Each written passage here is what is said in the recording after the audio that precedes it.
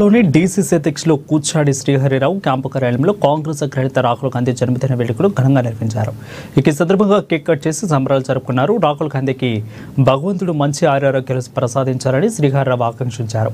రానున్న రోజుల్లో దేశ రాజకీయాలలో రాహుల్ గాంధీ ప్రధానిగా మంచి పరిపాలన అందించే విధంగా భగవంతుడు అవకాశాన్ని కల్పించాలని కోరారు. ఈ కార్యక్రమంలో నియోజకవర్గ కాంగ్రెస్ పార్టీ నాయకులు కార్యకర్తలు పాల్గొన్నారు.